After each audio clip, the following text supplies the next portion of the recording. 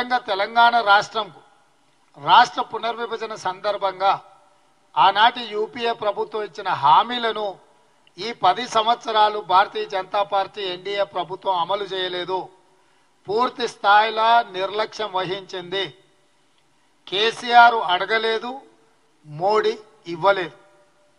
రాష్ట్ర పునర్విభజన చట్టంలో మనకు బయ్యారం ఉక్కు కర్మాగారం కావచ్చు, కాజీపేట రైల్వే కోచ్ ఫ్యాక్టరీ కావచ్చు, సాగునీటి పారుదలలో జాతీయ ప్రాజెక్టు కావచ్చు, ఎయిమ్స్ కావచ్చు, ఐటీఐఆర్ కారిడార్ కావచ్చు, గిరిజన యూనివర్సిటీ కూడా ఈ మధ్యనే ప్రభుత్వం నిర్ణయం తీసుకున్నది 10 సంవత్సరాలు తాత్సారం చేసింది.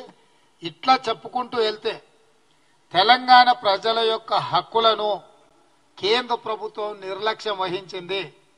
నరేంద్ర మోడీ గారు 10 సంవత్సరాలు ప్రధానమంత్రి అయి ఎన్నికల సందర్భంగా వారు ఇచ్చిన ఏ ఒక్క హామీని అమలు చేయలేదు. ప్రతి పేదవాడి ఖాతాలో 15 లక్షల రూపాయలు స్విస్ బ్యాంకులో ఉన్న నల్లధనం తీసుకొచ్చి జమ చేస్తా అని చెప్పిండు. కానీ ఇంతవరకు చిల్లి గవ్వ కూడా వేయలేదు. రైతుల ఆదాయాన్ని 2 చేస్తామని చెప్పడం జరిగింది. ఈరోజు రైతులు పెట్టుబడి కూడా రాక, గిట్టుబాటు ధర లేక ప్రపంచంలోనే అత్యధికంగా రైతులు ఆత్మహత్య చేసుకున్న దేశంగా భారతదేశం నరేంద్ర మోడీ గారి నేతృత్వంలో ఈరోజు పరిణామాలు జరుగుతున్నవి. రైతు వ్యతిరేక నల్ల చట్టాలు తీసుకొస్తే 16 నెలలు నిర్విరామంగా పోరాటం చేసి వందలాది మంది రైతులు చనిపోయినా మోడీ గారి ప్రభుత్వం రైతులను పట్టించుకోలేదు. ఈ దేశంలో ఉండే ప్రతి పేదవాడికి 2022 లోపల పక్కా ఇల్లు ఇస్తామని చెప్పి గత ఎన్నికల్లో మోడీ గారు హామీ ఇచ్చి ఈరోజు ఈ దేశంలో కానీ రాష్ట్రంలో కానీ ఏ పేదవాడికి కూడా ఇల్లు కట్టివ్వలేదు. అదేవిధంగా ఎన్డీఏ ప్రభుత్వంలో రైతులకు గిట్టుబాటు ధర కాదు, రైతుల ఆదాయాన్ని 2 చేస్తామని ఎన్నికలలో బీజేపీ హామీ ఇచ్చి హామీ కూడా అమలు చేయలేదు. కనీస మద్దతు ధర కూడా ఈరోజు రైతులకు అందని పరిస్థితి ఉన్నది.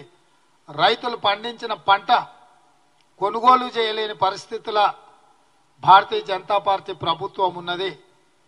చంద్రశేఖరరావు గారిని ఆదర్శంగా తీసుకొని పార్టీ ఫిరాయింపులను ప్రోత్సహించి ప్రభుత్వాలను పడగొట్టి ప్రజలను కొన్న ప్రభుత్వాలను విచ్ఛిన్నం చేయడంలో పెట్టినంత దృష్టి బీజేపీ ఎక్కడ ఎప్పుడు ప్రజల్ని కానీ నిరుద్యోగ యువకులను కానీ ఆదుకునే ప్రయత్నం చేయలేదు. ఏ విధంగా అయితే చంద్రశేఖరరావు రాష్ట్రాన్ని 7 లక్షల కోట్ల రూపాయల అప్పుల్లో ముంచిండో నరేంద్ర మోడీ గారు కూడా ఈ 10 సంవత్సరాలల్లా 100 లక్షల కోట్ల రూపాయల అప్పులు తీసుకొచ్చి దేశాన్ని ప్రపంచంలోనే పూర్తిగా దివాలా తీసిన దేశంగా నరేంద్ర మోడీ గారు నిలబెట్టిండు.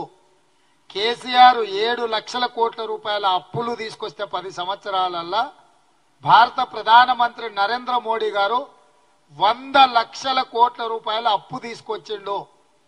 140 కోట్ల ప్రజల నెత్తి మీద 100 లక్షల కోట్ల రూపాయల అప్పును నరేంద్ర గారు ఇచ్చిన మాట నిలబెట్టుకోలేదు. ప్రజల జీవితాలలో మార్పు తీసుకురాలేదు.